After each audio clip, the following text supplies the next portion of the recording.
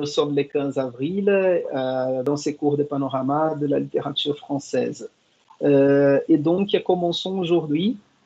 Donc, ce qui est prévu pour aujourd'hui, c'est la continuité sur la période des Lumières, n'est-ce pas? Et le premier jour, bonjour Juliane, et je trouve ici les textes à commenter. Oui, donc je commence déjà par partager l'écran.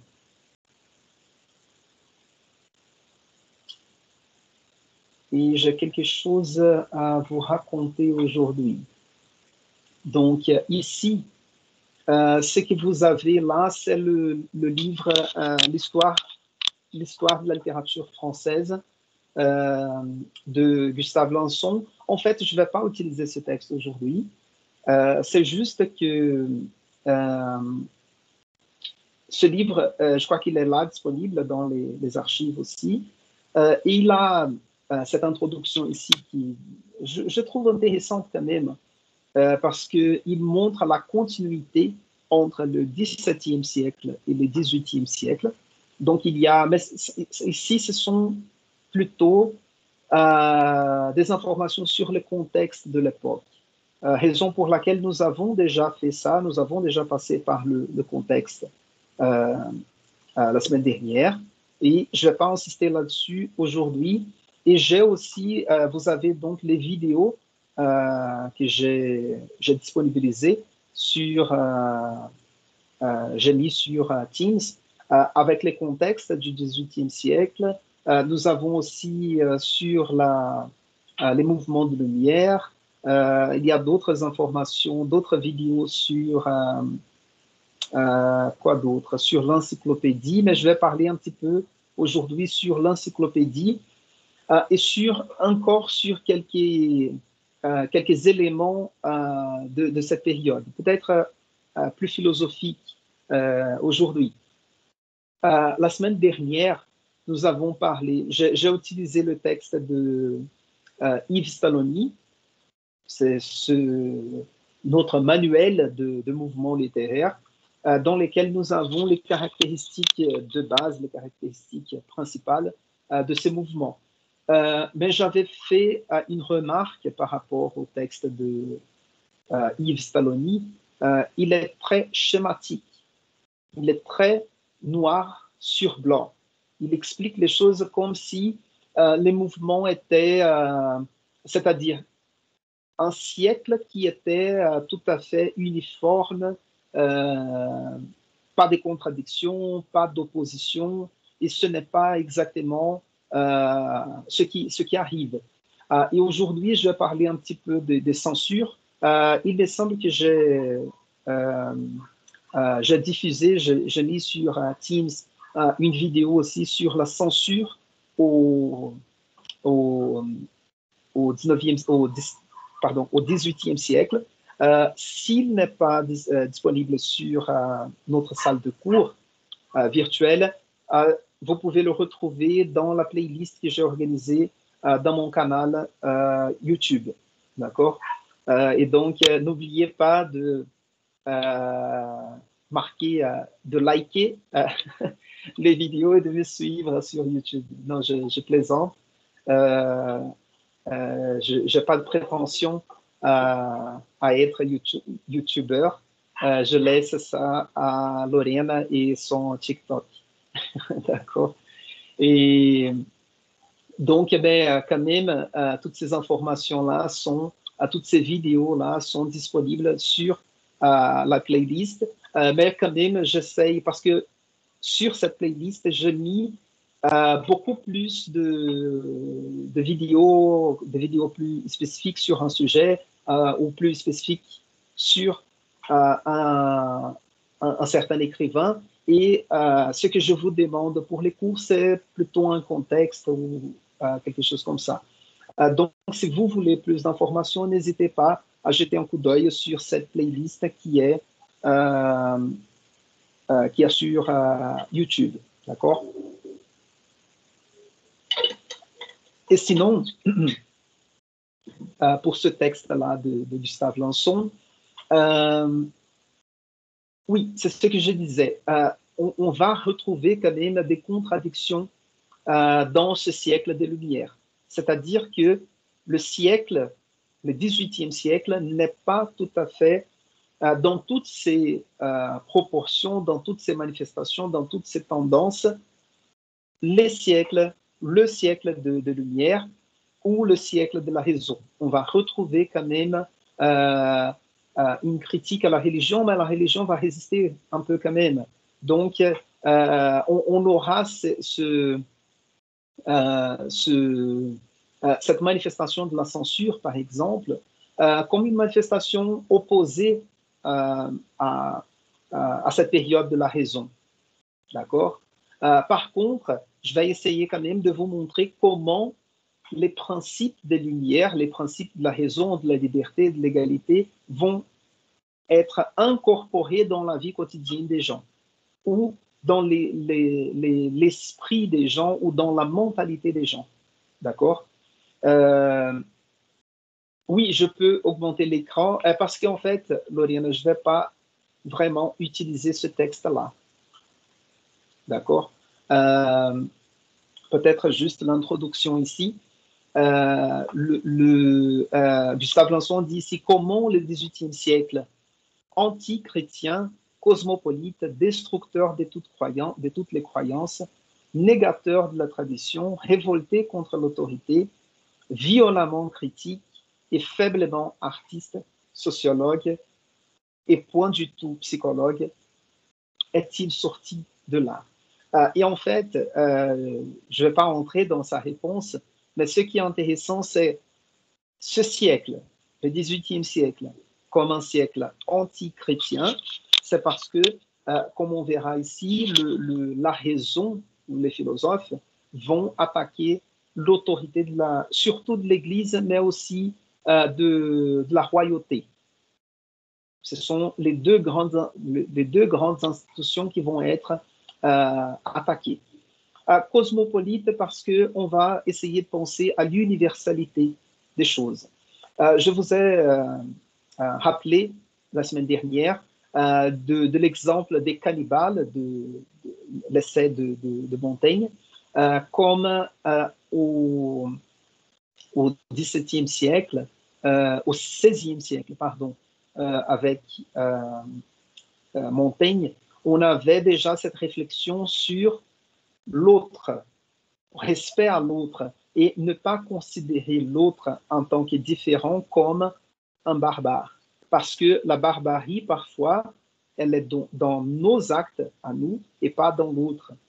Donc Montaigne nous propose cette réflexion. Mais c'est quelque chose qui va entrer dans la vie quotidienne des gens 2 siècles plus tard, dans ce 18e siècle des Lumières. Destructeur de toutes les croyances, parce qu'ici on pense aux croyances plutôt comme les croyances mystiques, religieuses, peut-être exotériques, etc. D'accord? Et on va, à partir du XVIIIe siècle, croire à la raison, à la science. D'accord? Je fais assez souvent une provocation parce que quand on parle des croyances, assez souvent on pense que croyances sont seulement, c'est seulement le fait de croire à quelque chose qui n'est pas logique ou quelque chose qui n'est pas rationnel, raisonnable, etc.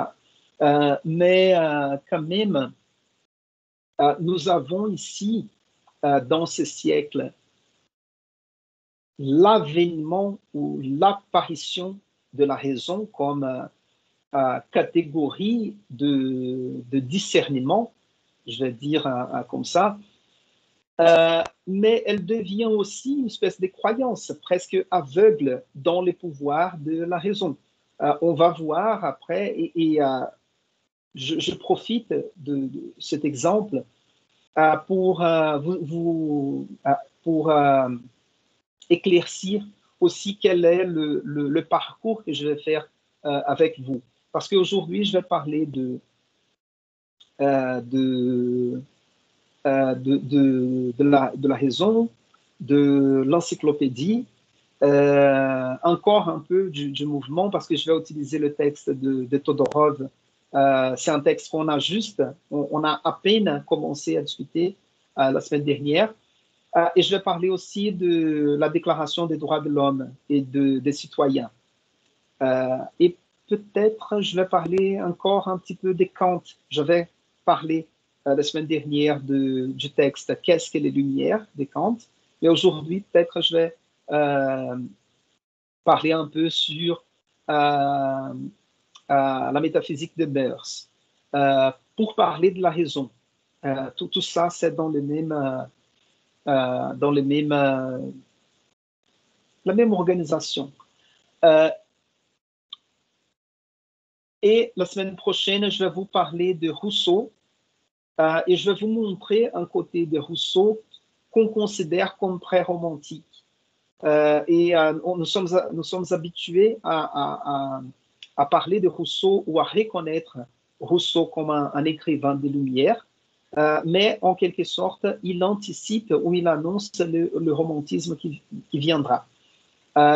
Et il a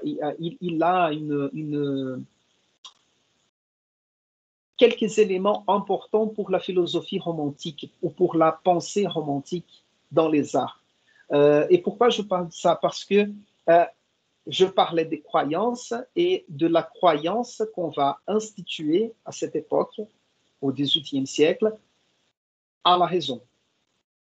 Comme si la raison était capable, comme si on serait capable d'être presque complètement, tout à fait des êtres rationnels. Vous voyez, et aujourd'hui, nous avons, par exemple, la psychanalyse qui montre nos côtés pulsionnels, le côté du désir, qui assez souvent n'est pas rationnel, n'est-ce pas? Parfois, assez souvent, quand on dit le choix erroné qu'on fait au niveau amoureux, n'est-ce pas? Assez souvent, quand on a déjà une certaine expérience amoureuse dans la vie, une certaine expérience accumulée, assez souvent on se dit, on engage une relation avec quelqu'un et on se dit, je sais que ça ne va pas marcher, mais je veux quand même avoir cette relation ou avoir cette expérience avec cette personne. C'est-à-dire que on n'est pas tout à fait, on n'est pas complètement rationnel, mais la croyance des Lumières, c'était qu'on était des êtres tout à fait rationnels. Et c'est la raison pour laquelle peut-être je vais parler un peu de Kant et de la notion de la morale, en fait, kantienne. Même si on ne peut pas parler de morale kantienne, mais de la façon ou de la façon dont il conçoit la moralité à partir de la raison, d'accord? De l'analyse rationnelle des événements ou des situations, des actions, etc. D'accord? Donc, il y a peut-être l'unité autour de ces éléments concernant le XVIIIe siècle sera la raison. D'accord? Et donc, ici, négateur de la tradition. Donc, j'utilise le premier paragraphe de Gustave Lanson ici pour parler du XVIIIe siècle, juste pour introduire quelques notions. Un siècle négateur de la tradition, c'est-à-dire que les fondements de base, les fondements les plus importants, ce ne sera plus la tradition, mais ce sera plutôt la raison. D'accord? C'est-à-dire que, par exemple, si on avait un principe moral qui venait de la tradition, on devait agir selon la façon dont les gens ont agi avant. Ah, ça a toujours été comme ça. On a toujours fait comme ça. Donc, la façon d'agir, c'est le respect aux traditions. La tradition dit qu'il faut faire comme ça, n'est-ce pas? Et donc,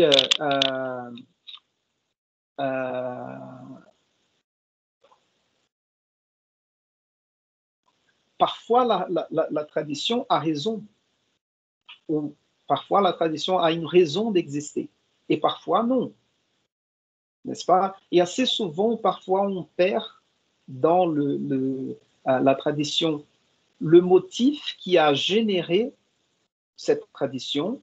On reproduit cette tradition comme un rituel et on oublie pourquoi on l'a fait ou pourquoi on le fait à présent sans se poser la question. Et là, c'est important, la présence de la raison pour mettre en question certaines pratiques traditionnelles, n'est-ce pas? Pour vous donner quelques exemples, le mariage arrangé par les parents, n'est-ce pas? Puis nous avons compris qu'on pourrait se marier par amour. Donc on aime quelqu'un et on va se marier avec cette personne parce qu'on l'aime, n'est-ce pas? Une tradition combattue aujourd'hui. Vous avez sûrement déjà entendu parler de la mutilation de l'organe sexuel féminin.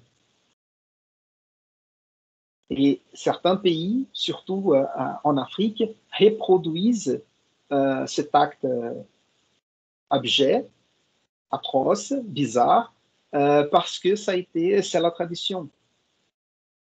Et on perd complètement pourquoi ça a été fait un jour et on reproduit sans se poser la question. Donc, aujourd'hui, nous avons la raison et on dit non, ça fait mal, ça mutile les filles, etc. Donc, on essaye de changer quelque chose qui était traditionnel. D'accord? Ça, c'est important parce que,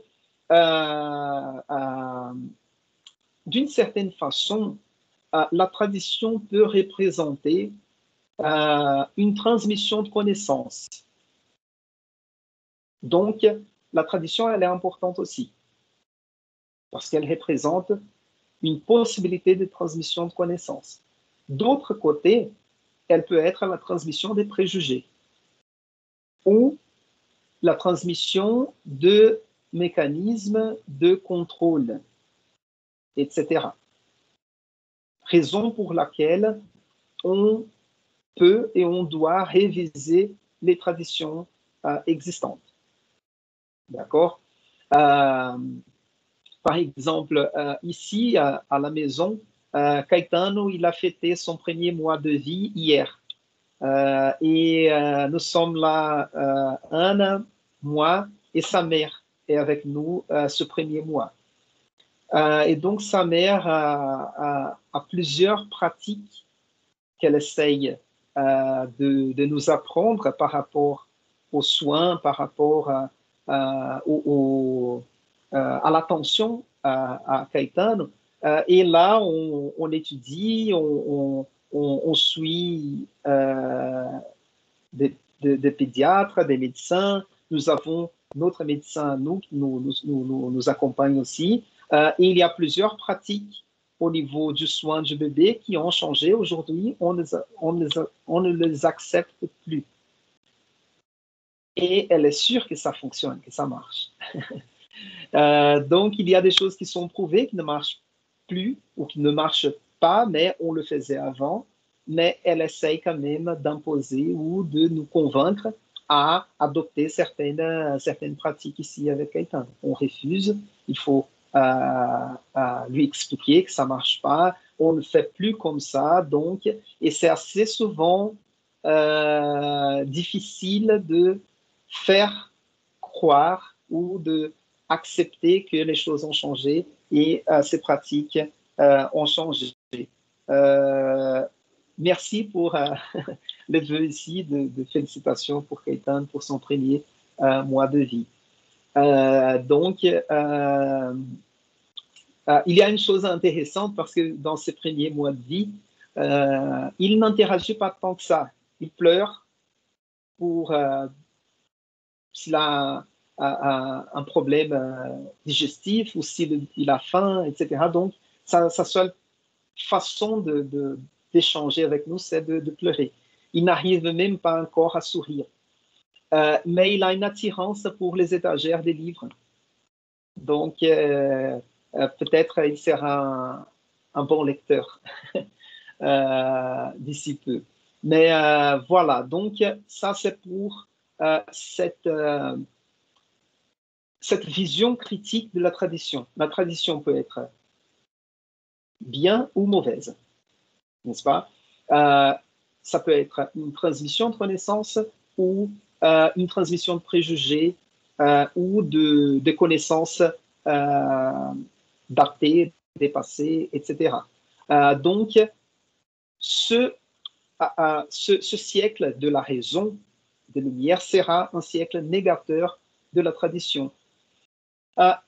Et la raison, elle va devenir, comme je disais tout à l'heure, un fondement, un fondament de croyance aussi. C'est-à-dire qu'on va croire qu'à partir de la raison, on est capable de tout. On est capable de comprendre, on est capable de décider comment agir, on sera capable de discerner les choses, de ce qui est bien, de ce qui est mauvais, de ce qui est bon, de ce qui est mauvais.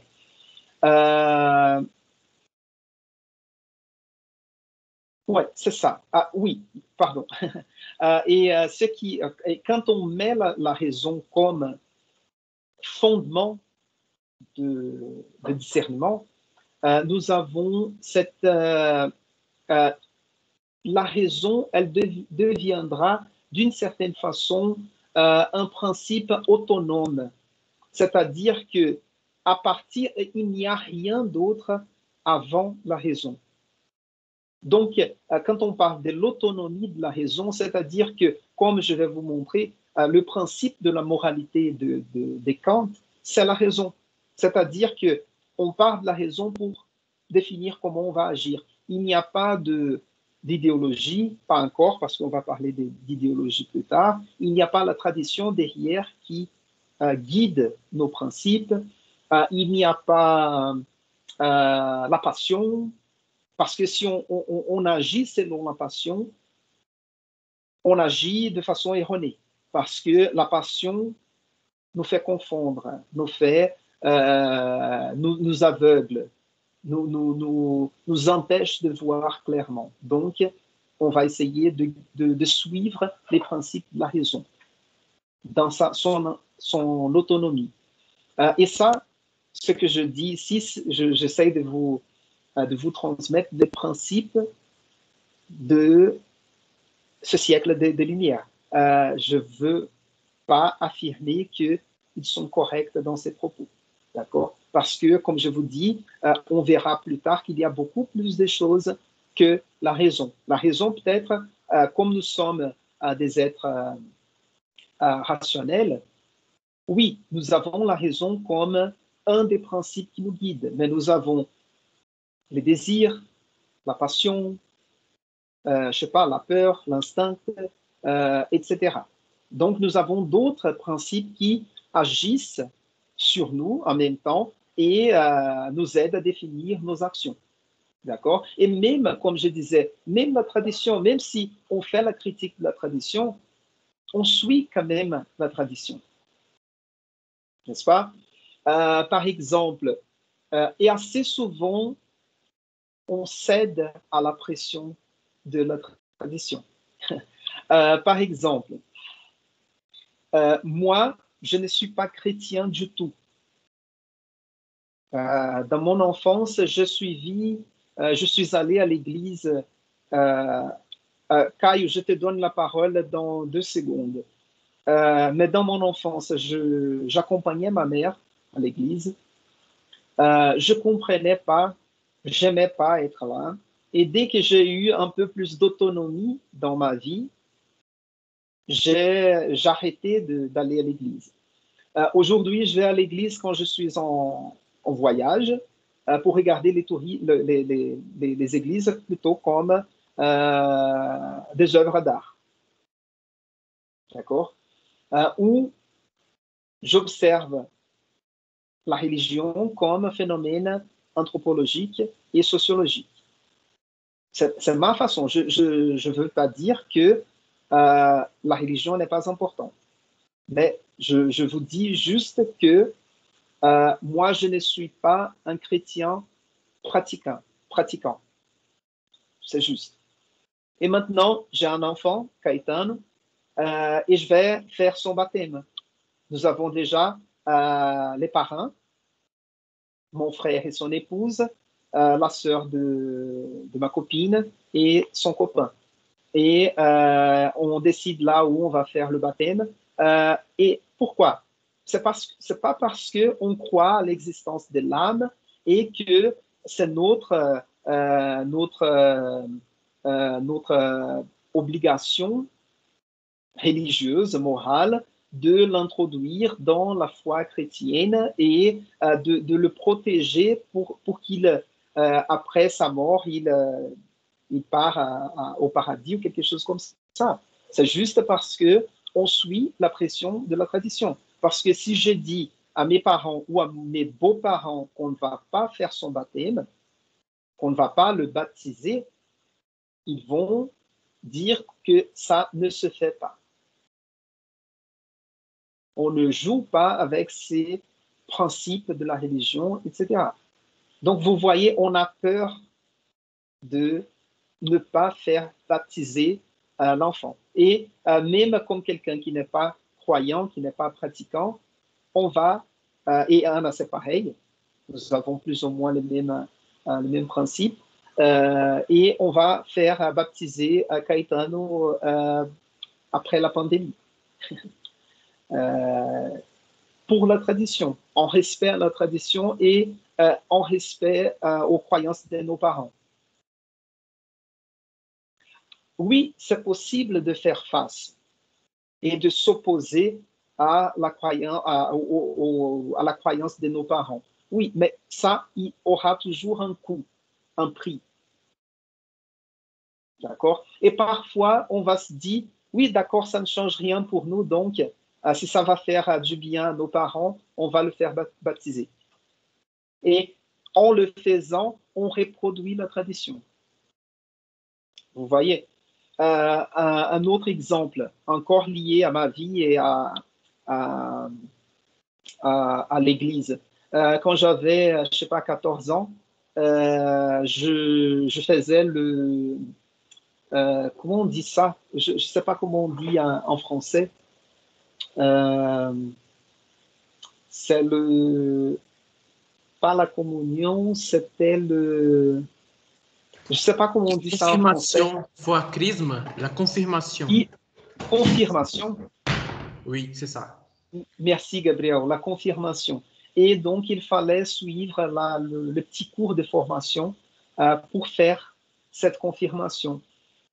Et par hasard, c'était le même horaire de mon cours d'anglais. Et j'étais content de mon cours d'anglais. Et mon père m'a fait arrêter les cours d'anglais pour suivre les cours de la confirmation.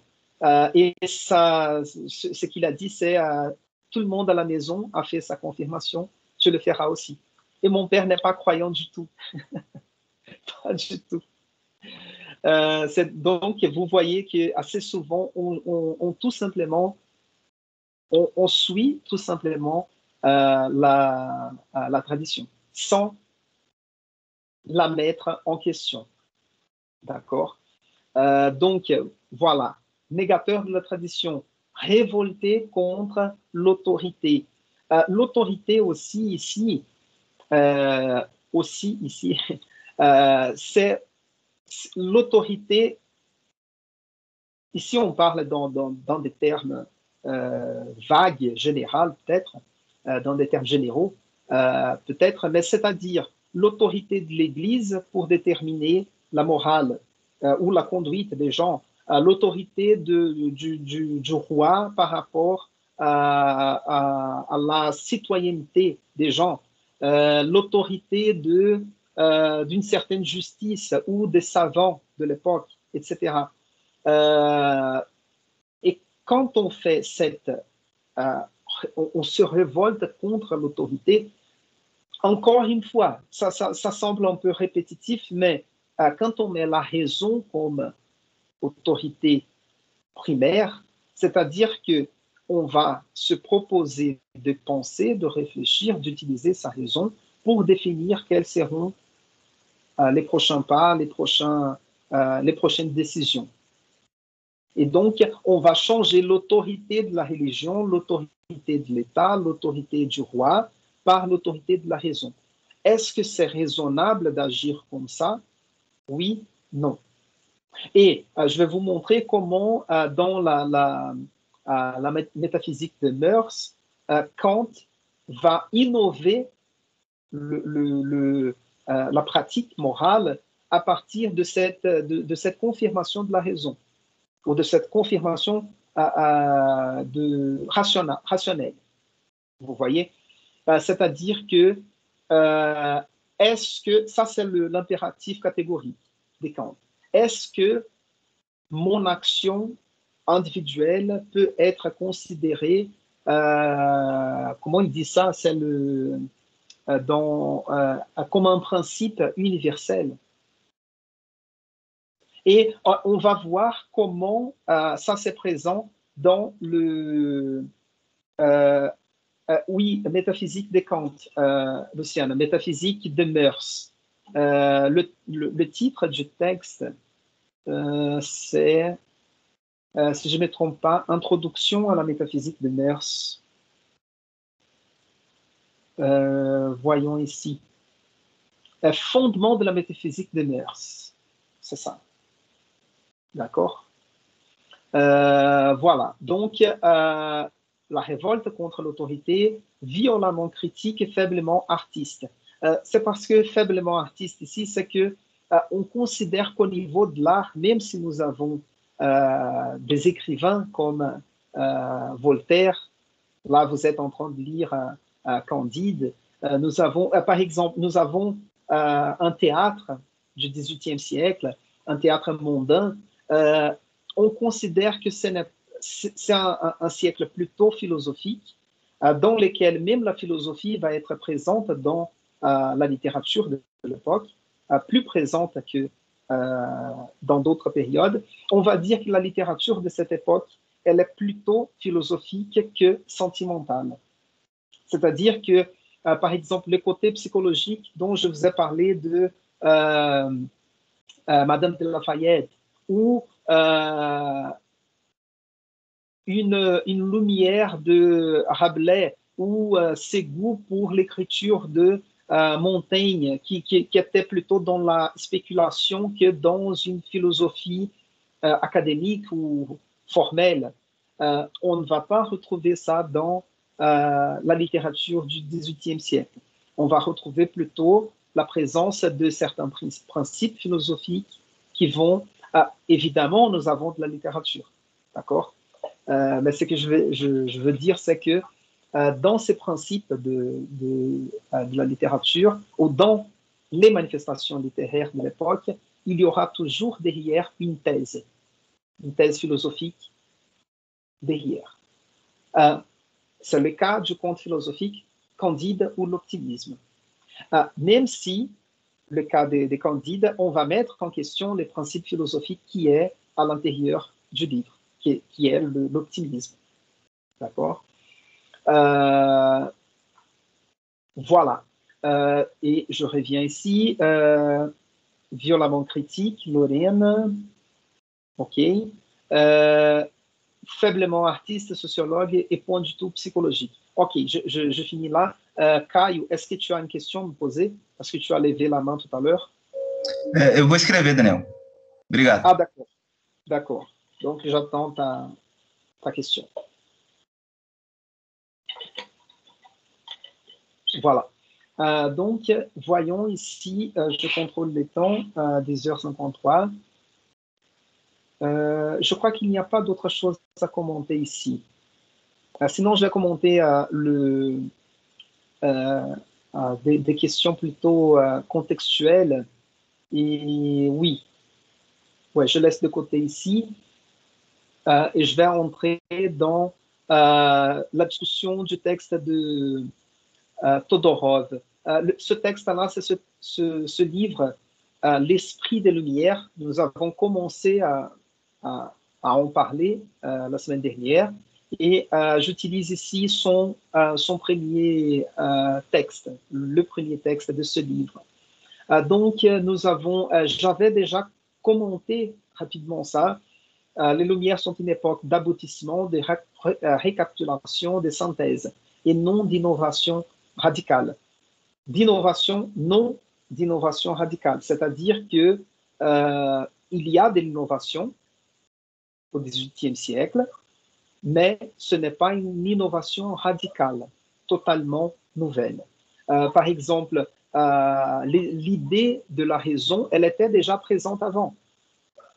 Dans l'Antiquité, dans la Renaissance, ça revient, l'époque classique, c'est une époque plutôt rationnelle, de l'équilibre, de la mesure, mais la raison comme principe d'autonomie, d'autorité, etc., que je viens d'expliquer, c'est quelque chose de nouveau dans ces siècles, au XVIIIe siècle. D'accord? Ici, c'est intéressant aussi. J'avais, si je ne me trompe pas, j'avais commenté. C'est au moment de Lumière que ces idées, toutes ces idées-là de ce contexte que j'essaye de vous transmettre,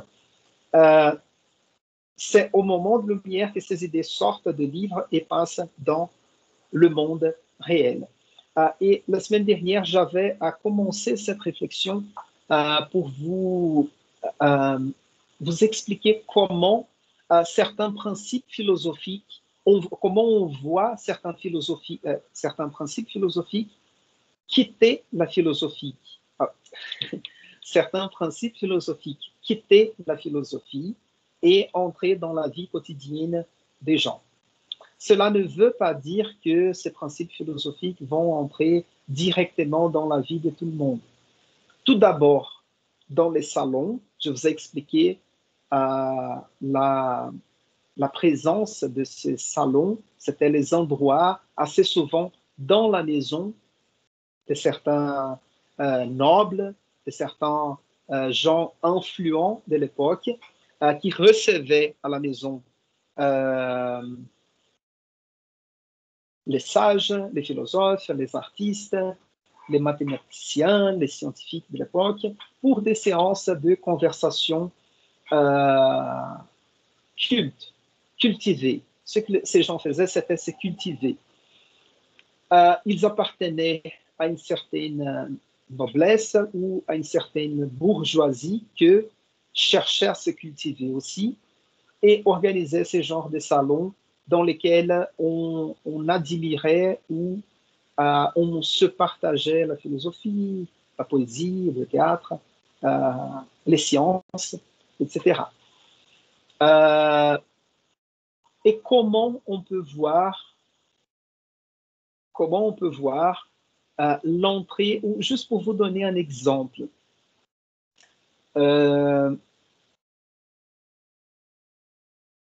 par exemple, un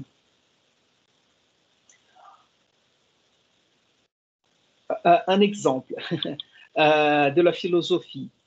Assez souvent, en fait, je n'ai pas besoin de répéter ça parce que je vous ai déjà donné des exemples de l'entrée de la philosophie dans la vie réelle des gens.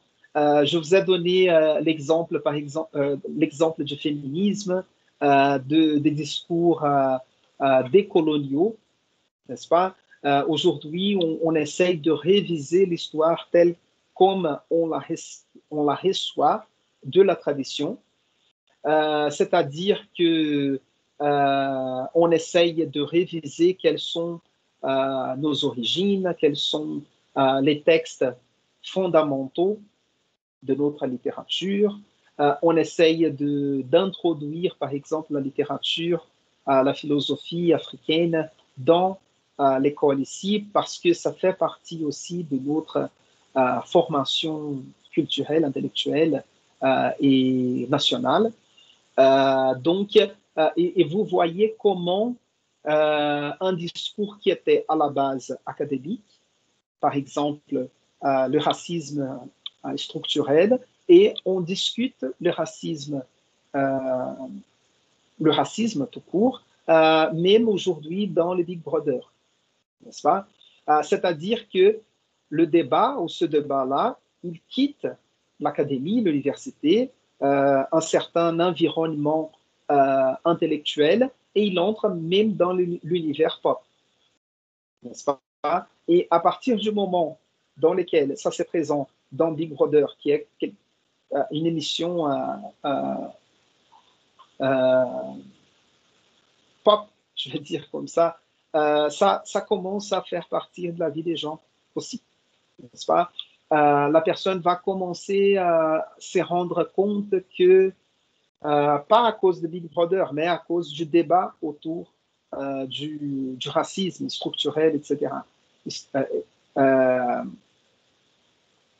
que parfois la négation d'un emploi, c'est à cause du racisme, etc. Donc, vous voyez où un problème intime de la relation avec le partenaire, avec le compagnon, représente en fait une misogynie reproduite sans réflexion ou avec réflexion, n'est-ce pas? Dans les cours des romans, une des questions proposées autour de Chansons douces, un roman de Leila Slimani, un roman de 2016, c'était de réfléchir à propos, peut-être ceux qui ont fait un roman avec moi le semestre dernier, l'idée c'était de réfléchir l'espace domestique comme espace politique, n'est-ce pas? Et aujourd'hui, on discute et on révise nos places, même dans l'espace domestique, n'est-ce pas? On se met à se repenser, dans mon cas en tant qu'homme, par rapport à ma copine, par exemple, les tâches ménagères. Est-ce que ces tâches ménagères doivent avoir un rapport avec le sexe biologique ou pas? N'est-ce pas? Donc, ça, c'est juste pour vous donner des exemples de la présence ou du moment où une réflexion philosophique ou intellectuelle commence à faire partie du quotidien de la vie des gens. N'est-ce pas? Au moment où, dans l'espace de l'intimité de la maison, on discute. Genre, c'est un moment où la réflexion philosophique fait partie de la vie réelle. Et un très bon exemple, c'est le texte de Robert Schwartz, Ideias fora de lugar. C'est un texte dans lequel il parle de Machado de Assis et il discute le libéralisme au Brésil au XIXe siècle. Et ça, c'est très intéressant et pour voir comment il y a une distance entre les discours et la pratique de la vie réelle. Et ce qu'il nous raconte à partir de sa lecture de Machado de Assis, c'est que au XIXe siècle, surtout à la fin du XIXe siècle au Brésil, on parle de libéralisme en étant esclavagiste en même temps. C'est-à-dire que on a un certain plaisir à parler des idées libérales, mais dans notre société, on est encore esclavagiste. Nous avons encore des esclaves à la maison et on reproduit un modèle de société qui n'est pas du tout libéral. Vous voyez? Mais les gens sont déjà en contact avec les idées libérales. Ça, c'est un très bon exemple du contraire. L'exemple de les idées ne font pas encore partie de la réflexion quotidienne. D'accord? Voilà. Donc, voilà. Voyons ici, peut-être... non, oui, il va nous attirer l'attention ici pour les oppositions ou les divergences existantes entre les auteurs de cette époque. les Lumières ont été une époque de débat, plutôt de consensus. Oui, ça, je me souviens d'avoir discuté avec vous. Voyons ici. Voilà, et ici, c'est pourquoi je vous ai parlé des Kant la semaine dernière. Donc, trois idées se trouvent à la base de ce projet: l'autonomie, la finalité humaine de nos actes et l'universalité. L'autonomie, c'est-à-dire c'est cette émancipation dont je vous ai parlé, ce concept qui vient de Kant, d'un autre texte. Qu'est-ce que les Lumières?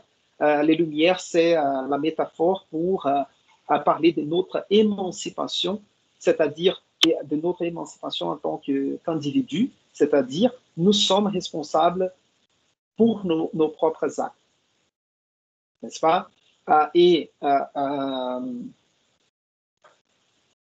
Voilà. Et comment on devient responsable pour nos propres actes? C'est-à-dire, la morale développée par Kant, elle nous dit qu'il faut consulter notre conscience, notre raison, notre capacité à raisonner et penser si l'action que je vais entreprendre, elle peut être universalisée, c'est-à-dire, est-ce que tout le monde peut faire la même chose? Ou est-ce que ce que je vais faire va nuire, va dommager quelqu'un? Non. Donc, je peux être libre pour le faire. Si ça va entraîner des conséquences à quelqu'un d'autre, je ne peux pas le faire. Mais ce qui va guider l'acte moral ou immoral, c'est la conscience plutôt, la raison et la conscience. Et pas, par exemple, une idée religieuse de péché. Ah, je ne vais pas faire ça parce que la religion condamne. Vous voyez? Je ne vais pas me divorcer parce que ce que Dieu a uni, l'homme ne sépare pas. Non, je ne vais pas me divorcer parce que je pense que on est capable de toujours être ensemble. Ou je vais me divorcer parce que je ne l'aime plus. C'est fini. Et ça, c'est le principe de la raison. Je ne l'aime plus, la personne, et je vais divorcer. C'est tout. Et donc, il n'y a pas l'autorité de l'Église. Donc, ça, c'est l'autonomie de penser, de réfléchir et de consulter sa conscience. La finalité humaine de nos actes, c'est-à-dire nous sommes des êtres humains, nous avons la conscience, etc. N'est-ce pas? Et l'autre, c'est l'universalité, c'est ça. C'est si l'action peut être universalisée. Elle peut être accomplie par tout le monde. Oui, voilà. Donc, avançons ici. Pouvoir s'y engager, il faut disposer d'une entière liberté d'examiner, de questionner, de critiquer, de mettre en doute. Plus aucun dogme ni aucune institution n'est sacrée. Et là, on va parler de ce désenchantement du monde. C'est-à-dire, le monde ne sera plus enchanté. Enchanté ici dans le sens mystérieux, religieux, etc. D'accord? Il va perdre son enchantement. La raison va entraîner cette perte de l'enchantement. Et donc, on parle de désenchantement du monde. Le monde ne sera plus magique. Le monde sera plutôt rationnel. D'accord? C'est-à-dire que on va observer la nature et essayer d'en dégager quels sont les principes qui organisent la nature. La nature, elle a ses principes. Il y a une récurrence dans les phénomènes de la nature, n'est-ce pas? Donc, voilà. 2 secondes. Je vais voir la question d'écaille ici. Aujourd'hui, je pense que l'humanité est gouvernée pour la science ou par la science et la technologie avec l'intelligence artificielle. Oui. Tu penses que les idées de Kant et de Montaigne sont partiellement responsables pour ça? Peut-être pas de Montaigne, parce que Montaigne, comme vous avez vu, ce côté humaniste de Montaigne, je crois que Montaigne était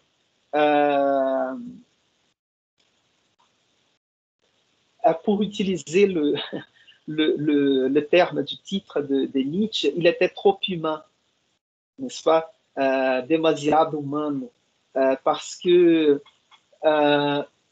il parle de son corps, de ses limites, de sa capacité de penser, de ses limites, etc. Comme je disais tout à l'heure, Montaigne, il est plutôt dans la spéculation, c'est-à-dire il se met à penser, à réfléchir et voir jusqu'où il est capable d'aller avec sa spéculation, sa pensée, ses réflexions. Kant, par contre, cette idée de la métaphysique, de la raison pure, comme si on était capable de penser de manière pure.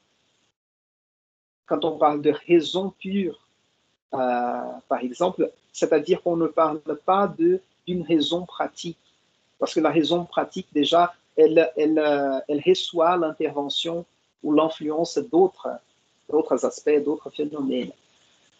Et dans ces cas, cette croyance à la possibilité de définir nos actes, nos actions à partir d'une réflexion pure, à mon avis, elle nous montre certaines limites aujourd'hui. D'accord? Et là, tu me demandes si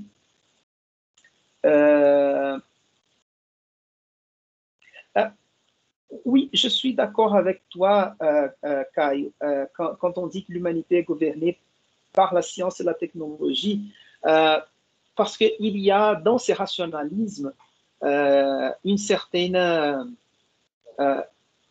on a pris le rationalisme trop au sérieux, comme s'il était capable de nous apporter toutes les réponses. Et on verra avec le romantisme dans la suite, déjà avec Rousseau avant, que nous avons besoin du mystérieux. Il y a une certaine spiritualité, parce qu'on peut faire la critique de l'institution religieuse, de l'Église catholique, protestante, etc. Mais nous avons besoin quand même d'une... C'est pas nous avons besoin, c'est-à-dire la spiritualité, elle est constitutive de l'être humain, telle comme la raison est aussi. Et le rationalisme nous a fait laisser de côté notre aspect religieux, spirituel, mystérieux, etc. Poétique. J'aurais pu utiliser les mots ici poétiques. Et donc, de l'intuition, n'est-ce pas? Et parfois, on va agir par rapport à l'intuition et pas par rapport à la raison. N'est-ce pas?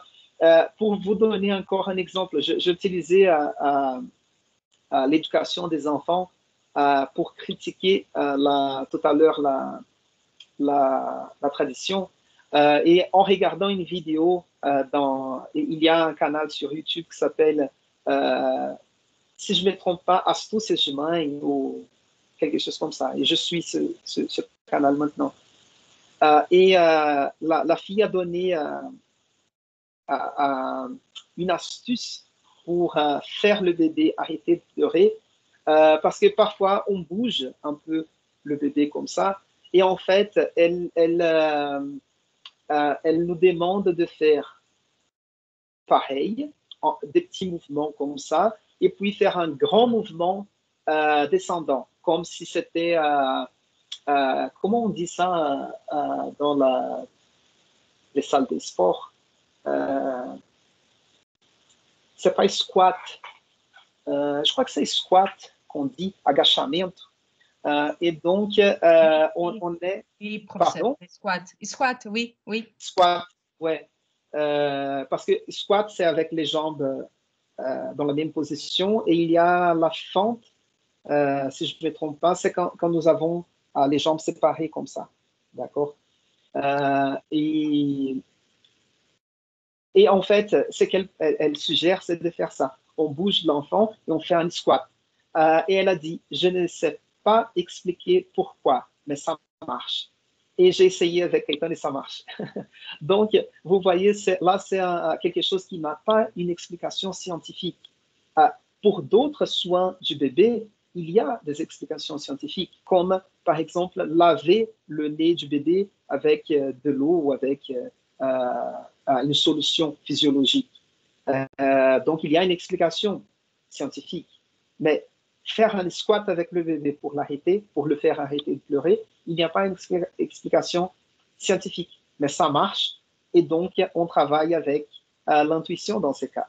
C'est quelque chose, ouais, il y a la donnée de l'expérience, ça marche, on reproduit, je fais encore une fois, ça marche encore, et donc ça devient une pratique parce que ça marche toujours. Mais il n'y a pas une explication. Je sais pas, peut-être, je sais pas. Voilà. Donc, avançons ici. En fait, j'étais en train de répondre à la question de Kai. Oui, peut-être nous vivons un excès de rationalisme encore aujourd'hui. Même après l'expérience du romantisme, l'expérience du surréalisme, de la psychanalyse, etc., on fait trop de confiance à la raison, encore. Peut-être le XXe siècle, avec l'Holocauste, les guerres, la bombe atomique et tout ça, on a fait une critique de la raison. C'est-à-dire que on a fait la critique du progrès. C'est-à-dire que parfois, plus on évolue au niveau des technologies, c'est-à-dire que notre côté humain, humanitaire, ne va pas forcément avec. D'accord?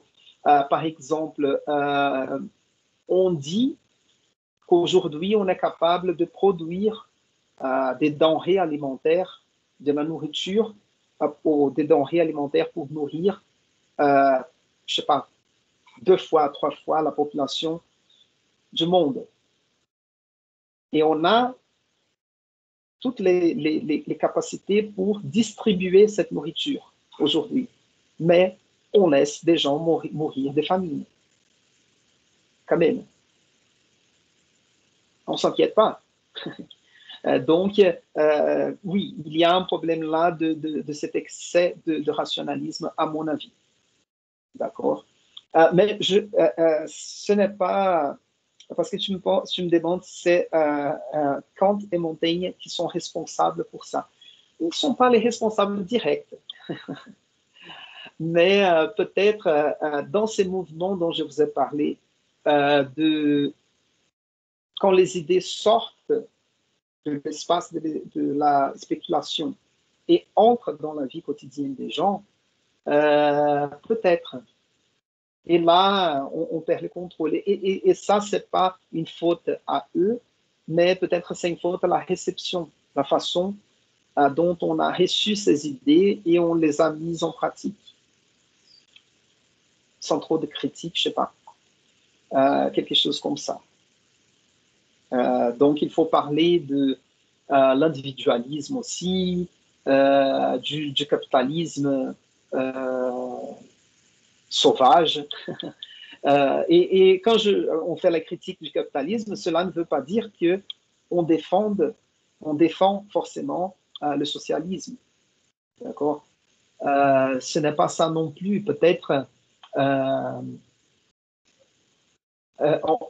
si on vivait totalement dans un monde socialiste, communiste aujourd'hui, peut-être on aurait un problème avec la liberté. n'est-ce pas? Et donc, ce n'est pas facile. Euh, ce n'est pas une question facile et assez souvent, là peut-être je vais être trop loin, je vais m'arrêter, mais dès que on essaye d'intervenir dans la façon d'être de la société, je sais pas, on risque de avoir un effet secondaire après, n'est-ce pas? Si on essaye, par exemple, de résoudre le problème de l'inégalité et on marche vers une société plus égalitaire, plus communiste, je vais réduire de cette façon. Peut-être on aura le problème au niveau de l'individu, au niveau de la liberté, etc. Et plus on a de la liberté, on accorde de la liberté aux gens, peut-être on aura ce problème de l'inégalité qui va s'agrandir. Je ne sais pas. Je sais pas comment résoudre. D'accord. Voilà. Donc, on revient ici, le monde désenchanté, critique de la religion. Ah oui, ça c'est intéressant ici. Donc, ça c'est important aussi. La religion sera très critiquée par les Lumières, mais par contre, on ne va pas renier la religion. On va laisser la religion au niveau de l'individu, d'accord? Pas au niveau institutionnel de la collectivité. C'est ça, en fait, un changement important. Et on laisse de côté l'autorité du passé, la tradition, et on essaye quand même de penser à un projet d'avenir. Et ce projet d'avenir ici, c'est intéressant parce que la raison ou la rationalité qui vient avec, elle sera importante pour la notion de progrès qu'on aura plus tard. D'accord? On commence à cette époque peut-être, Raphaël, tu es là?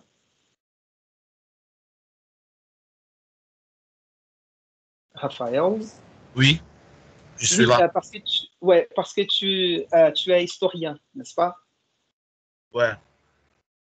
Et je peux considérer plus ou moins comme ça qu'à partir de cette époque, nous avons une notion de l'histoire plutôt linéaire, en quelque sorte, et pas en cycle qui reviennent. Et ça nous apporte une idée de progrès et une illusion d'évolution et de progrès continu. Tout à fait. Et c'est le rationalisme plus ou moins qui contribue à ce contrôle en quelque sorte des événements, de la nature, etc., n'est-ce pas? Ouais. Et parce que ce que je voulais savoir, c'est que grosso modo, on pense comme ça. Mais dans une licence d'histoire, comme vous penchez sur, vous vous concentrez sur ces questions-là, est-ce qu'il y a une vision critique là-dessus ou c'est plus ou moins comme ça que vous entendez, que vous comprenez cette question, surtout à cette époque, au XVIIIe siècle?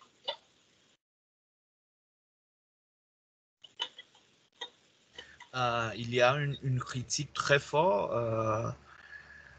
sur la religion, mais il y a une très grande influence, même dans la pensée moderne. Donc, ce n'est pas une critique pour la négation totale de la religion, mais c'est la vision de la raison, c'est le rationalisme qui domine toute la pensée de cette époque. Oui. Et parce que le rationalisme, il nous impose en quelque sorte une notion de temporalité différente de la religion.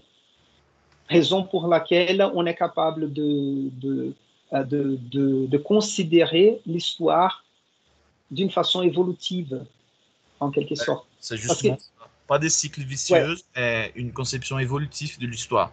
Une conception Voilà, de progrès et de perfectionnement. voilà. Nous sommes dans la révolution industrielle aussi. C'est le même siècle des Lumières, donc... Voilà. C'est le début, n'est-ce pas, de cette révolution industrielle. Et donc, si vous pensez à la temporalité de façon générale du christianisme, c'est un temps qui marche vers la fin. Vous voyez, la fin du jugement final.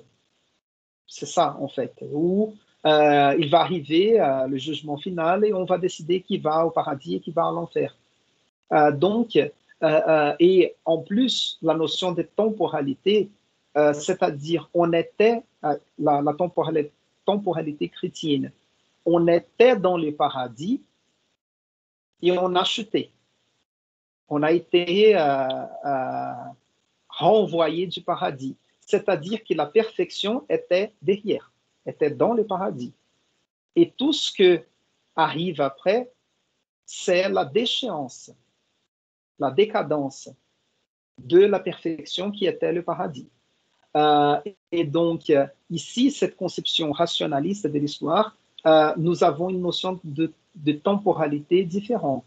C'est une notion évolutive, progressive, en quelque sorte. Et après, ça va être critiqué, parce qu'on va voir que l'humanité n'est pas toujours, n'évolue pas toujours. D'accord? Voilà, étant donné la bombe atomique, etc., et l'Holocauste, n'est-ce pas? Voilà, donc, voilà, ici, la religion sort de l'État sans pour autant quitter l'individu. Voilà, j'essaye d'aller un peu plus vite parce que je veux encore parler de la Déclaration des droits de l'homme. Oui, ça c'est important aussi. Les Lumières conduisent à une attitude de tolérance et à la défense de la liberté des consciences. Cette notion de liberté aussi, elle est importante. Parce que cette liberté de conscience, elle va entraîner la liberté de croyance, la liberté de presse, etc. Donc, on est libre de croire, ou pour croire à ce qu'on veut, n'est-ce pas? Et on doit aussi tolérer cette divergence ou cette différence. Voilà.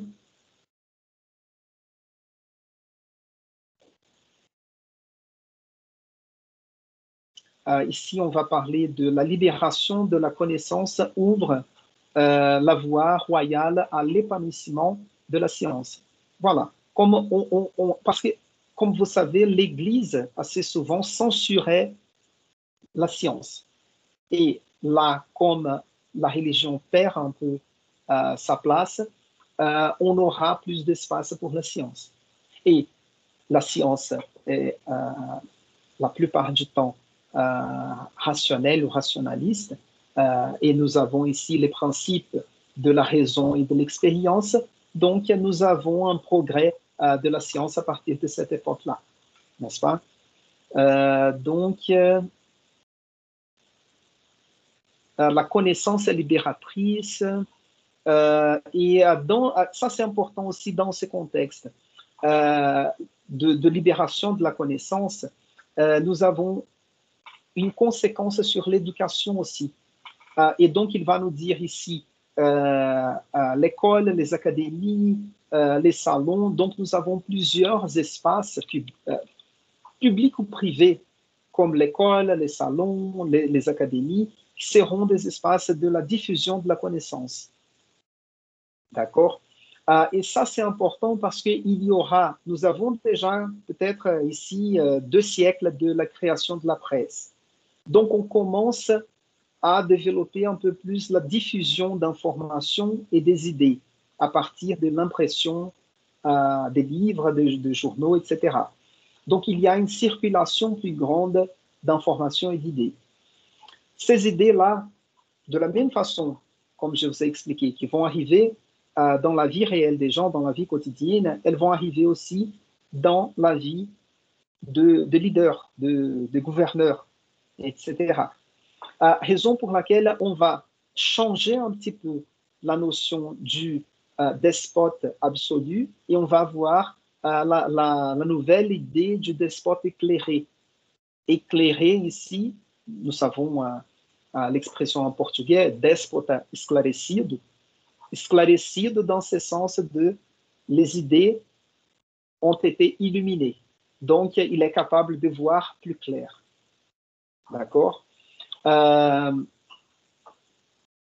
Et s'il est capable de voir plus clair, il ne va plus exploiter son peuple de la même façon. Et le peuple ne va pas se permettre de se faire exploiter de la même façon. Raison pour laquelle on va aboutir quelques années plus tard dans la Révolution française. N'est-ce pas? Donc, ça c'est la Révolution française qui est un mouvement en quelque sorte populaire, il a son côté populaire, montre ou démontre l'arrivée de ces idées dans le peuple en général.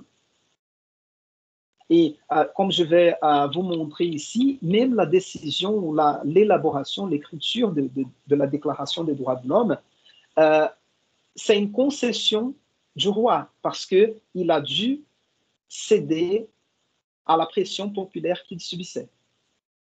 Ce n'est pas tout simplement, il était tellement éclairé qu'il a réussi ou qu'il a accepté de former une assemblée constituante pour faire une constitution. Parce que on était habitué à Louis XIV qui disait « l'État, c'est moi ». N'est-ce pas?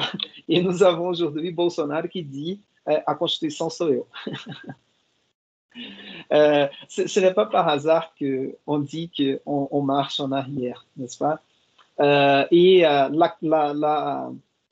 l'influence ou l'inspiration pour cette déclaration des droits de l'homme et des citoyens est la Constitution anglaise parce qu'ils avaient déjà un régime, comment je peux dire, monarchique, constitutionnel. Donc c'était monarchique, mais il y avait quand même une constitution à laquelle le roi ou la reine devait respecter. N'est-ce pas? Et donc on va arrêter avec cette idée que l'État c'est le roi et on aura quand même, parce que la déclaration sera, la déclaration des droits des hommes, sera une espèce de prélude à la constitution qui va être rédigée pour la Révolution ou lors de la Révolution française. Voyons encore. Ça c'est important aussi.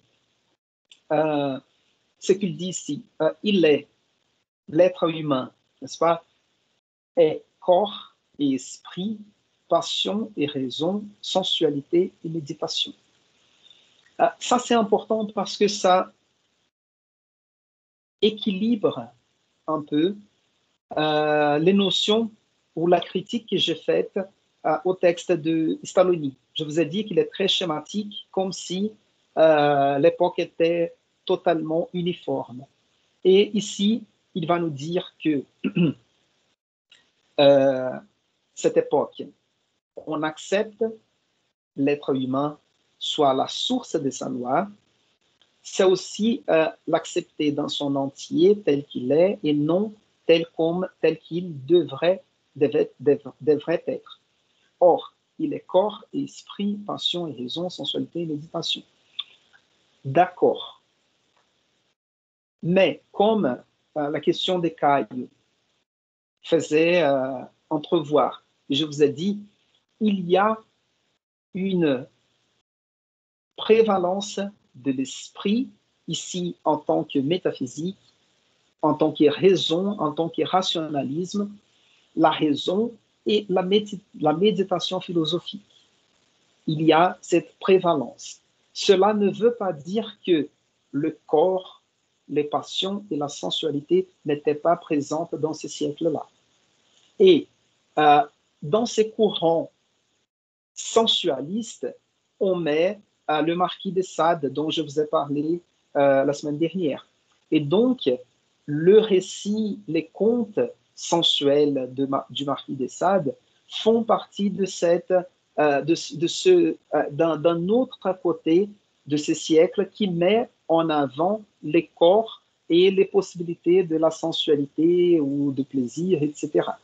Parce que, d'une certaine façon, si l'autorité de l'Église, de la religion, est le de côté et on reste libre pour penser, pour méditer, pour philosopher, d'autre côté, les corps ne va plus porter la charge du péché, de la culpabilité. Donc, on n'est plus libre pour se donner au plaisir du corps. OK? Et il faut que je choisisse un conte sensuel du marquis de Sade pour vous faire lire juste pour la curiosité. On ne va pas travailler avec, mais juste pour attirer votre curiosité. D'accord? Juste pour peut-être pour vous montrer que 50 tons de cinza n'est pas très original. Il y a d'autres expériences de la sensualité, qui étaient déjà présentes dans la tradition littéraire. D'accord? Et il y avait à l'UFMG, je n'ai pas eu l'occasion de suivre son cours, et maintenant elle est déjà à la retraite. Il y avait une professeure des Français, si je ne me trompe pas, elle s'appelait Aïd ou Aïda, et elle offrait un cours sur l'érotisme dans la littérature française. Et elle faisait un parcours de la littérature française à partir de la notion de l'érotisme. Et j'ai déjà discuté avec des camarades qui l'ont suivi, ce cours, qui ont suivi ce cours, et ils ont dit que c'était assez intéressant. Et parfois, ça faisait chaud au moment de lire les textes indiqués. Donc, voyons ici. Voilà. Voyons ici. Roman. Ah oui. Roman et autobiographie montrent des gens singuliers. Ici, nous avons déjà un changement important. Ça annonce déjà ce qu'on va discuter à propos de Rousseau. C'est ce que sauront dire mieux que toute littérature savante, les genres nouveaux à cette époque-là, qui mettent l'individu au centre de leur attention. Roman d'une part, autobiographie de l'autre. Genre qui inspire plus à révéler les lois éternelles des conduites humaines,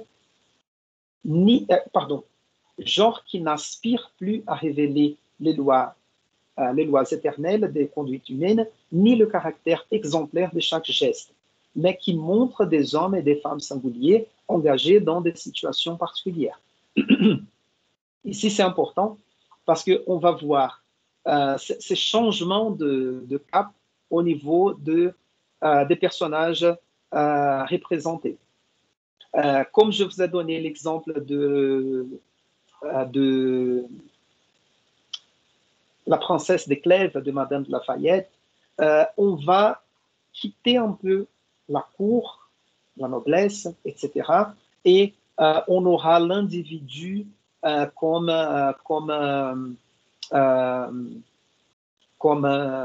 personnage principal, n'est-ce pas? Et cette idée-là de lois éternelles de conduite humaine, ça fait rapport, par exemple, au principe moral de Kant, d'utiliser ou de consulter la conscience et la raison pour définir comment on va agir. N'est-ce pas? C'est-à-dire qu'il n'y a pas une conduite exemplaire de quelqu'un qui nous sert comme modèle. Et là, le cas individu, il sera intéressant parce que ce sera une expérience individuelle qui nous servira de, pas de modèle, mais peut-être j'aime pas le mot exemple non plus. Ce sera, je sais pas, juste la représentation d'une expérience. Et quand je dis ce n'est pas un exemple, ce n'est pas un modèle, ce n'est pas une expérience qu'on doit suivre. Par exemple, on verra, je sais pas, les réflexions de Rousseau. Elles se situent dans un plan individuel. Cela ne veut pas dire que nous devons chercher le même chemin parcouru par Rousseau. Ça nous sert juste comme une expérience et pas comme un exemple, comme un modèle à suivre. Et ça nous sert aussi, si l'exemple de Rousseau sert à quelque chose, il sert à comprendre que nous avons, nous tous, notre propre individualité aussi. Ça va? Donc, voyons ici. Non, j'ai déjà parlé de cette communication de recherche, de la circulation d'idées, la presse, l'école, le débat public aussi.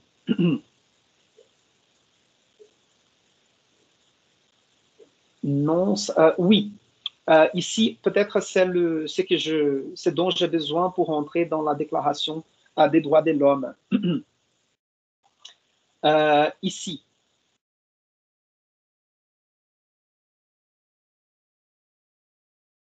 Voilà. Est-ce à dire qu'elle... Je vais lire la phrase complète de ce paragraphe-là qui commence avec la volonté de l'individu. La volonté de l'individu, comme celle des communautés, s'est émancipée des anciennes tutelles. Est-ce à dire qu'elle est maintenant entièrement libre et qu'elle ne connaît plus aucune limite? Non. L'esprit des Lumières ne se réduit pas à la seule exigence de l'autonomie, mais apporte aussi ses propres moyens de régulation. Le premier d'entre eux concerne la finalité la finalité des actions humaines libérées. Et donc, ça, c'est le premier apport de régulation. Et j'ai mis ici, parce qu'il va développer après dans les textes, la possession des droits inaliénables. Et de la même façon que nous avons la finalité, quelle est la fin, penser à quelle est la conséquence ou quelle est la raison, l'objectif de l'action qu'on va entreprendre à partir de la raison et de la conscience. D'autre côté, nous avons l'introduction aussi des droits. Ce sont ces droits-là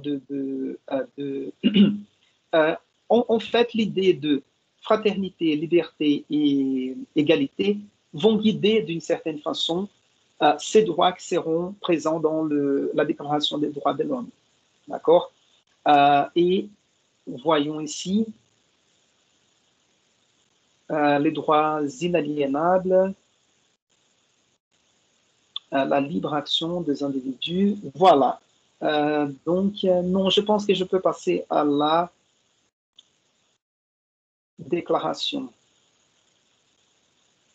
Oui, je vais le faire.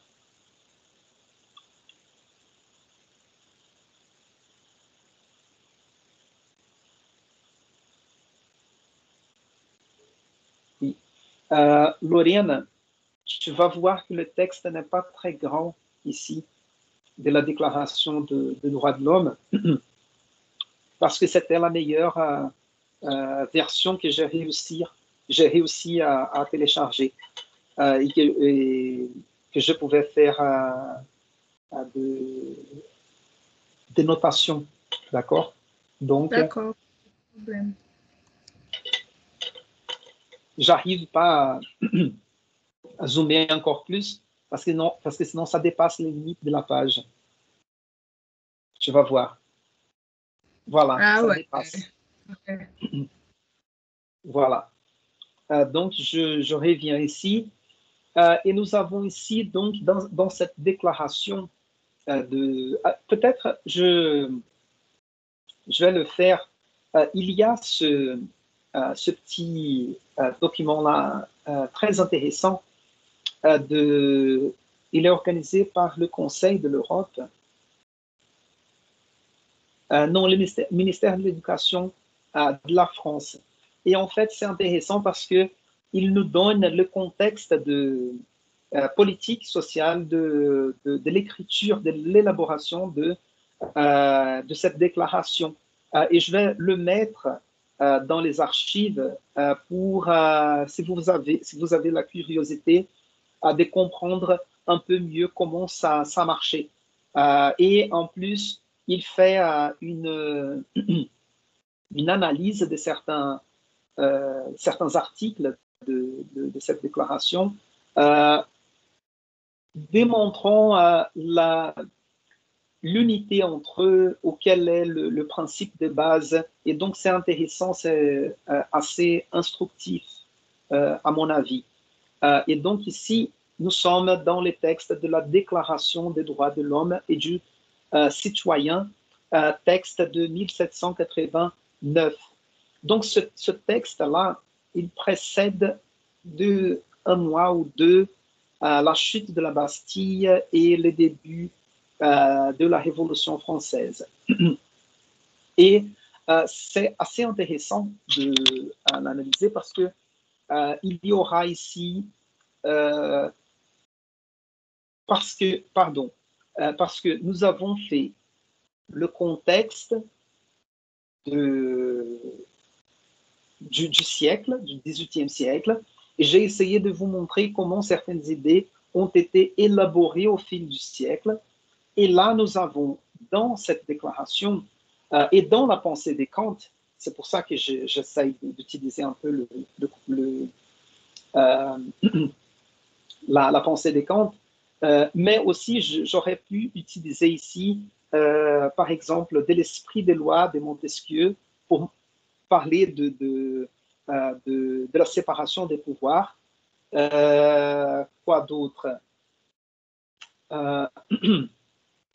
Je dois vous parler aussi pardon, je dois vous parler aussi de l'encyclopédie comme un moyen de diffusion des idées aussi.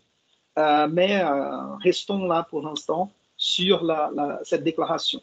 Donc, cette déclaration, avec cette déclaration, on va essayer de mettre sous la forme de loi des droits et des devoirs de l'homme et du citoyen, de l'homme et de la femme.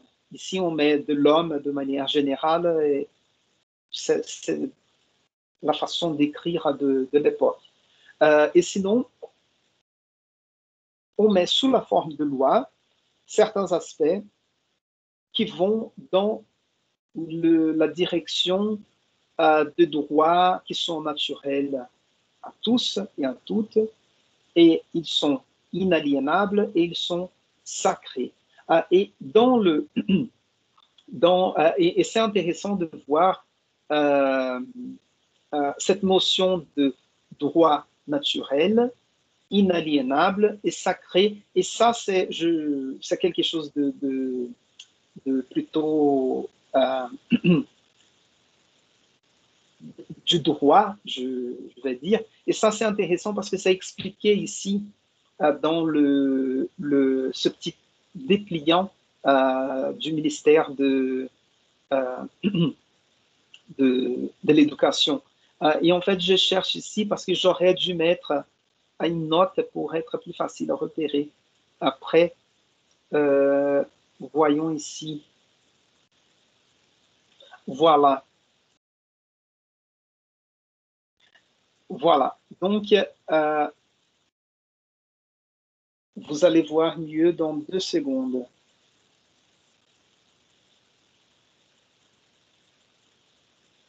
Voilà, vous voyez mon texte. Les représentants du peuple français, par une déclaration solennelle, énoncent les principes simples et incontestables qui seront les fondements de l'organisation juridique et politique née de la Révolution. Dans la partition entre les droits de l'homme et du citoyen et des droits du citoyen, ce sont les premiers qui sont au cœur du préambule. Ces droits sont naturels, c'est-à-dire donnés par la raison, par la nature. Ils préexistent logiquement à toute société organisée. Donc les droits naturels, ils préexistent à toute société organisée. Ils sont inaliénables, c'est-à-dire qu'on ne peut pas les perdre. Ils ne peuvent pas être aliénés. Et ils sont sacrés, c'est-à-dire ils sont inviolables. Ils ne peuvent pas être violés. Si je ne me trompe pas, on va mettre la propriété privée comme un droit sacré qui ne peut pas être violé. D'accord? C'est le respect à la propriété privée. Donc, voyons ici. C'est intéressant aussi de voir dans les textes, avant le premier article, en conséquence, l'Assemblée nationale reconnaît et déclare en présence et sous les auspices de l'être suprême les droits suivants de l'homme et du citoyen. Donc, nous avons une référence à Dieu dans la déclaration des droits de l'homme et du citoyen. Donc, vous voyez, on renie la religion, mais pas la spiritualité, pas la religiosité et pas Dieu lui-même. D'accord? Donc, nous avons un premier article. Les hommes naissent et demeurent libres. Oui. Ce choix-là de mettre l'être suprême, c'est déjà peut-être une marque de la tolérance ou pas? Il me semble que ça, c'est expliqué dans ce petit dépliant du ministère de l'Éducation, quand il donne le contexte de l'élaboration de ces principes, de cette déclaration, que l'Assemblée constituante qui a été formée pour écrire la Constitution, elle était multiple, si je peux le dire comme ça. Donc, il y avait des révolutionnaires, mais il y avait des représentants de l'Église aussi. Et donc, c'est un texte consensuel. Ils ont été, on a accepté cette référence à Dieu parce que il fallait avoir un consensus, parce que cela n'a pas été écrit par un corps solide et uniforme des gens. Donc, c'est plus ou moins comme ça. Aujourd'hui, notre système démocratique, avec la présence d'un parlement, d'un congrès, vous voyez quand nous avons, on fait passer une loi, on a le texte de base du projet de loi, et puis il va être modifié par le Congrès, par exemple, par les députés, et il doit être envoyé au Sénat pour être approuvé, accepté par les sénateurs. Si les sénateurs changent le texte revient au Congrès pour qu'il soit encore une fois approuvé et il est renvoyé pour une deuxième approbation du Sénat. Donc, ça c'est le principe de la démocratie quand on va faire la loi positive, c'est-à-dire le texte qui exprime ce qu'on doit faire ou ce qu'on ne peut pas faire de manière positive, de manière explicite dans le texte. Et donc, il me semble que ça a été une concession acceptée parce qu'il y avait des gens de l'Église ou des catholiques, je ne sais pas, dans le corps qui a élaboré cette déclaration, n'est-ce pas? Mais c'est intéressant de voir la présence quand même. Donc, le premier parle de les hommes naissent et demeurent libres et égaux en droit. Voilà, c'est l'égalité et la liberté. Les deuxièmes, le but de toute association politique, c'est-à-dire un gouvernement, un parti politique, une association, c'est la conservation des droits naturels, ceux qui existent avant la société. Et ces droits sont la liberté, la propriété, la sûreté et la résistance à l'oppression. C'est intéressant parce que ce que nous avons vu ailleurs par rapport aux droits naturels, nous avons ici la propriété comme un droit naturel. N'est-ce pas? Et moi, j'ai des doutes par rapport à considérer la propriété comme un droit naturel. Je pense qu'aujourd'hui, le droit naturel, c'est plutôt la liberté et la vie. Je ne sais pas si nous avons d'autres. D'accord? La souveraineté, dans l'article 3, c'est la nation, et dans la séquence, il dit, la déclaration dit, nul corps, nul individu ne peut exercer d'autorité qui n'en émane expressément. C'est-à-dire que on va commencer à développer cette idée de la nation, du peuple, et la souveraineté, elle vient de cette notion de la nation, de l'unité nationale autour du gouvernement, du peuple, etc. Et de certains symboles de la nation aussi, les drapeaux, l'hymne, etc. Et ça, c'est important parce que ça évite le personnalisme. Donc, on ne peut plus avoir un roi qui va dire qu'il est souverain. Ça, c'est la déclaration. On sait très bien qu'après, il y aura la Révolution, il y aura la période napoléonienne qui sera souverain, où la souveraineté va s'exprimer à partir de sa personne, et on aura encore une fois, au 19e siècle, une espèce de monarchie qui revient, et l'empire aussi. Donc, ça, c'est plutôt une intention. Cela ne va pas garantir de recul après. En plus, la liberté de faire tout ce qui ne nuit pas à autrui. Donc, c'est le principe de base que notre liberté va jusqu'à commence la liberté de l'autre. N'est-ce pas? Le cinquième article, je vais juste attirer votre attention ici pour une question linguistique. C'est le verbe défendre. Parce que défendre, ça peut être défender, mais ça peut être prohibir aussi. Et nous avons, peut-être vous avez déjà appris ça dans des cours de langue française, par exemple, défense de fumer, c'est-à-dire c'est interdire de fumer. Donc, le verbe défendre ici est utilisé dans le sens d'interdire.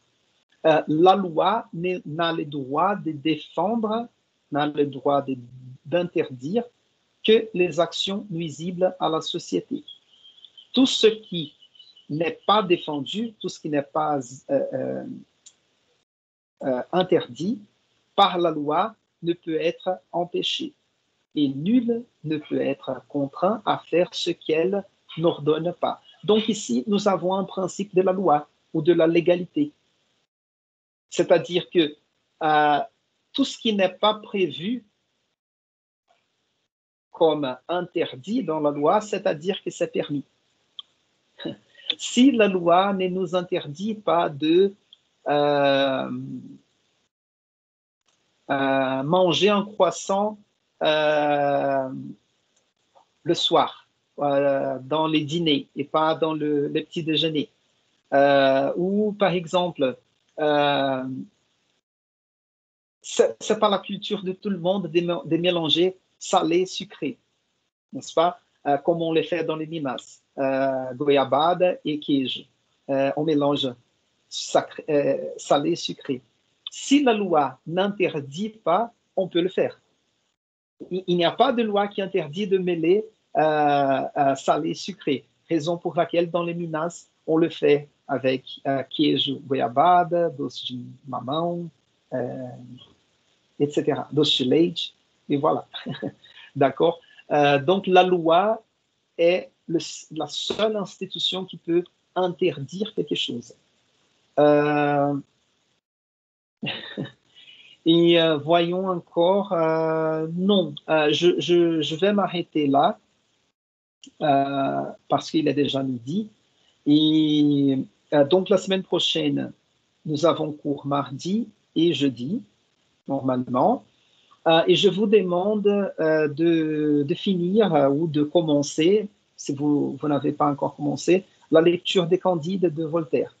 Et comme je vous l'ai dit, je vous l'ai déjà dit, j'ai mis le livre et le livre audio dans les archives. Donc, vous pouvez lire et écouter le livre des Candides. Parce que la semaine prochaine, mardi, je vais terminer cette discussion sur le XVIIIe siècle. Je vais parler de Rousseau comme pré-romantique ou précurseur des romantiques. Donc, je vais analyser un petit peu quelques extraits des confessions de Rousseau et des rêveries du promeneur solitaire. Et jeudi, on va parler des Candides. Donc, vous avez une semaine pour terminer ou commencer et terminer la lecture des Candides. D'accord? Et pour la dissertation, je vais essayer de vous rendre la correction de la problématique demain matin. Et ne vous inquiétez pas, je vais vous donner jusqu'à jeudi de la semaine prochaine pour faire les plans de la dissertation. Donc, attendez mes corrections pour faire les plans de la dissertation. Si vous avez déjà fait, si vous l'avez déjà envoyé, ce n'est pas grave. D'accord? C'est fait, c'est bon. Est-ce que vous avez des questions à me poser? J'ai faim et j'ai parlé de goiabada et queijo, et là, ça me donne envie de manger. C'est le bonheur qu'on a dans les Minas. Juliane. J'ai une question. Pardon, moi j'ai faim aussi, mais c'est peut-être simple. Est-ce qu'on pourrait penser aussi aux idées d'individualité et de la nation qui sont aussi dans l'esprit romantique, sorties un peu de ces idées du 18e, comme on voit par exemple dans la déclaration. Qu'est-ce que tu en pensais? Qu'est-ce que tu en penses? Attends. En fait? Oui. Répète s'il te plaît.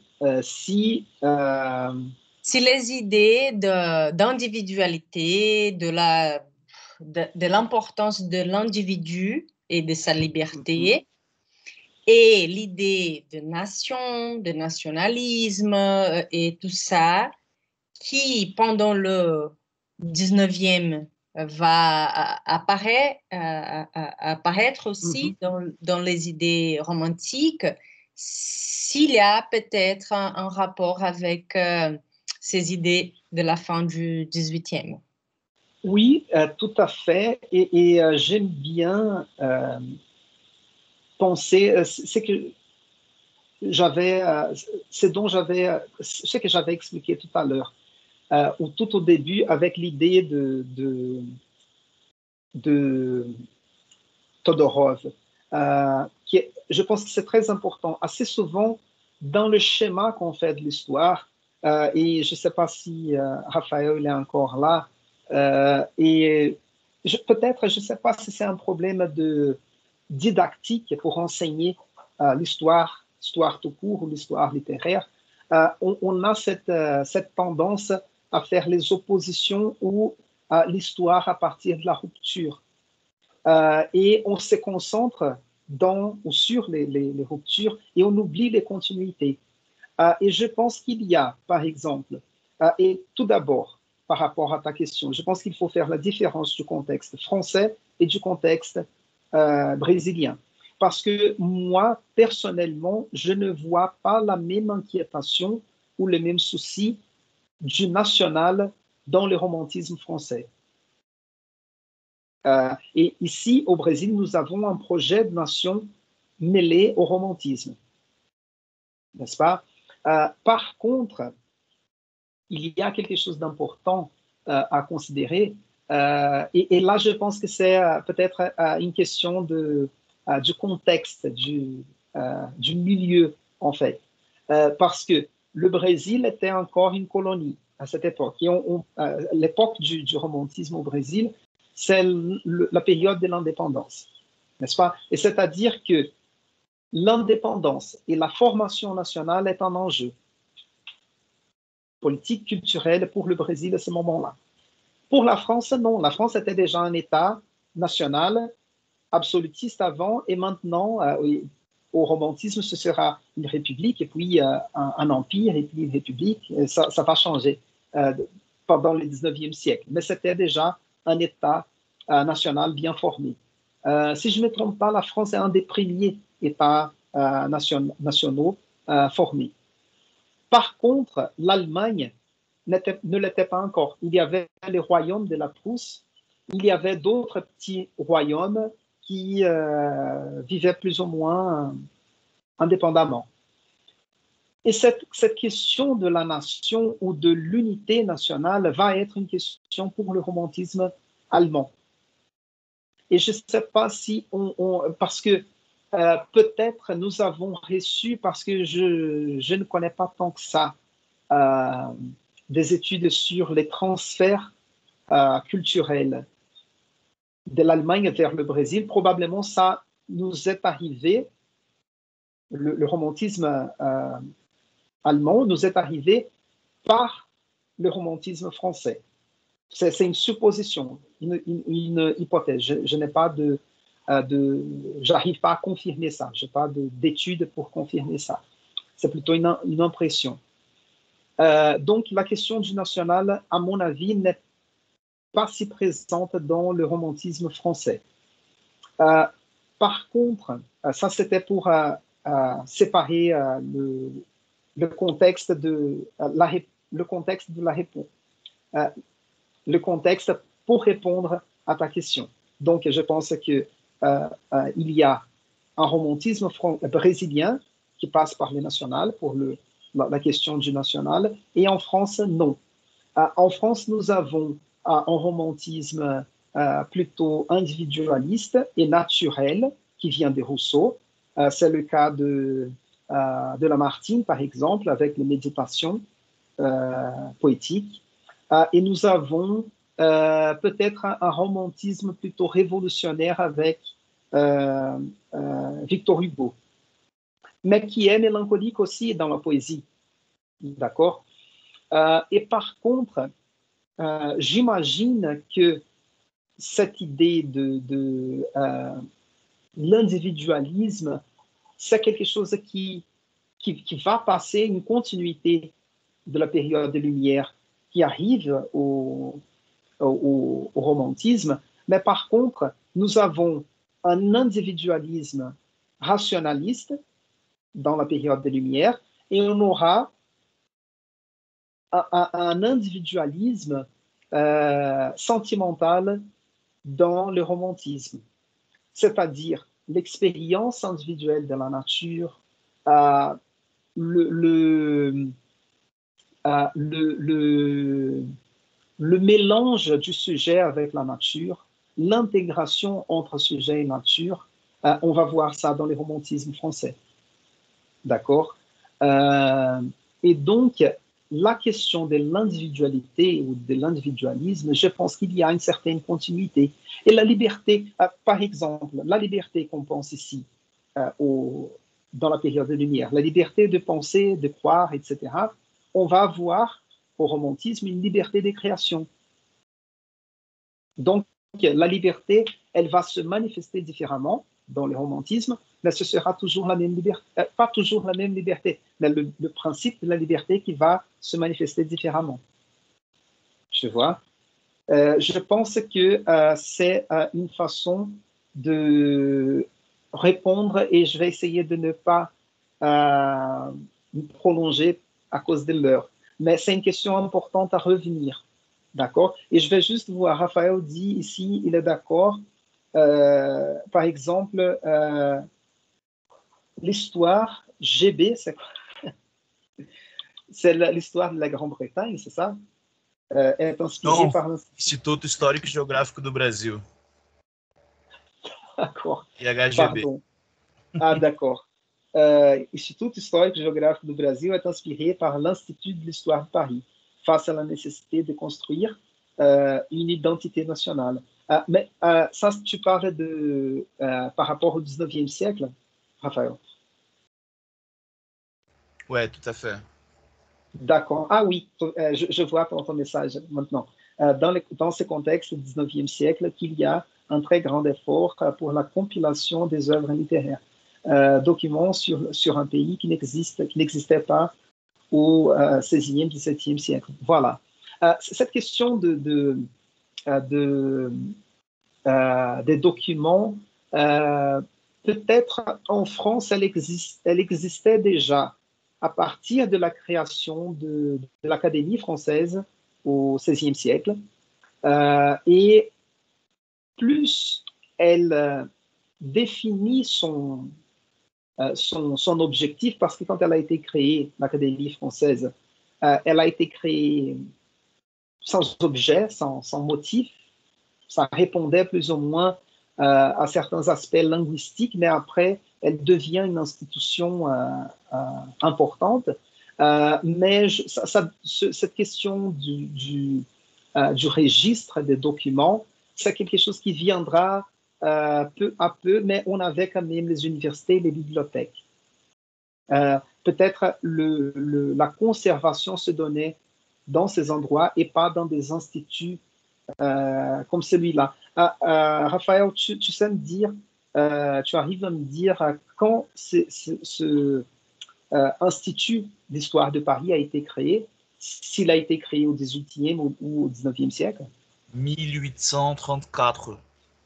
Et après, Ah, je d'accord. crois, 1838, Ouais. c'est créé au Brésil. D'accord. Et c'est important aussi de considérer que l'histoire, en tant que discipline, elle se développe à la fin du XVIIIe siècle et au XIXe siècle, n'est-ce pas? Parce que la conception d'histoire, elle n'existait pas, c'était plutôt la tradition. Et les processus de professionnalisation, même de institutionnalisation, Oui, au 19e siècle, au fin du voilà. 19e siècle, surtout en Allemagne et après en France. Ouais. En Allemagne, avec, si je ne me trompe pas, c'était Humboldt, si je ne me Ouais, trompe pas. Ouais. exact. Même, ouais, et je pense que Goethe aussi, il a un rapport, parce que c'était les milieux intellectuels de l'époque, n'est-ce pas? Donc, c'est ça. Et Humboldt, il était ce genre d'intellectuel qui parlait de nature, de l'histoire, de la société, un grand sage, n'est-ce pas? Donc, c'est ça, c'était lourd quand même pour aujourd'hui. Mais la semaine prochaine, ce sera plus léger avec la discussion des candides. Mais ce sera plus léger, mais ce sera riche parce que on fait ce devoir-là de bien entrer dans le contexte social et culturel du XVIIIe siècle, n'est-ce pas? Donc c'est ça. Merci et bon après-midi, bon appétit, bon appétit. Merci. Bonne journée. Et bonne Bonne journée. journée à vous tous. Bon appétit. Au revoir tout le monde. Bisous, bisous. Merci. Au revoir, prof. Merci.